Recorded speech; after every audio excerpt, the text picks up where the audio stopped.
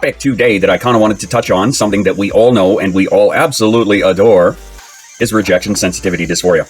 And what that is the feeling and fear of rejection, be it a real thing or not.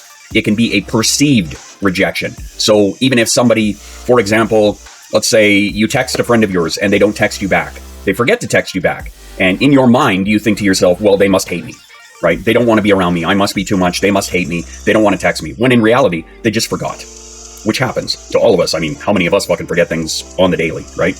On the hourly and more, right? So there's no actual rejection there, but your brain perceives that there is. And so it takes that and runs with it.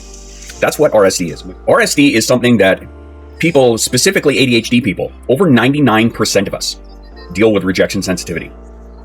Be that an actual RSD and imposter syndrome are always fighting for dominance. Yes, and those two things walk hand in hand. They completely do, right? It's not, proven that they do. They just do. Or even future rejection. Yeah, making us not do the things because people might reject us. Exactly, right? RSD can take many forms. It can manifest in a lot of days. It is called rejection sensitivity dysphoria. You will hear a lot of creators call it RSD, right? RSD and imposter syndrome are the best of friends and my worst of enemies. But yeah, RSD is something that it's a massive interference in the majority of our lives.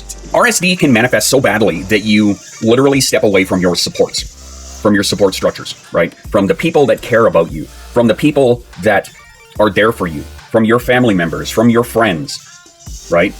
RSD can contribute to things like that.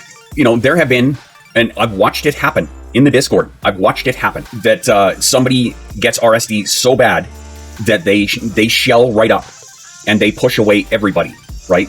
RSD will cause you potentially to walk away from things that are good for you, right? Your family, your friends, your support structures, your passion projects, your things that you enjoy doing, on top of hobby hopping, right? Have you ever gotten into a hobby?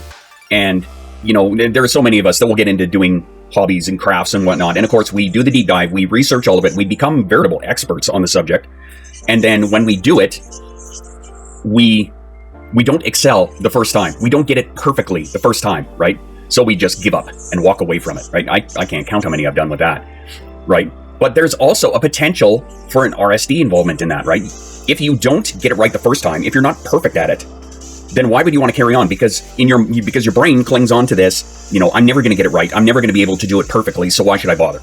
And then it becomes a self-fulfilling prophecy. Yeah, exactly. Right. Why even bother making goals when I'm going to fail either way? Exactly. When your brain latches on to this bullshit, and it is bullshit. Know that it is bullshit. How do we get past RSD? How do we deal with it? The Fairview exercise we talked about some time ago is also great. Okay, so Fairview, and this comes from our beloved friend Cy Buzo. Fairview, especially with RSD, we often judge ourselves by standards that we would never judge others by, especially not loved ones. This is training to be a better friend to yourself. Step 1, think of a loved one. Measure the time you need to think of 5 things about them, or 5 things you love about them and 5 things you dislike. How long did that take and which one was easier? Okay. Step 2, repeat the same thing for yourself. Are you talking to yourself in the same way that you would talk to a loved one?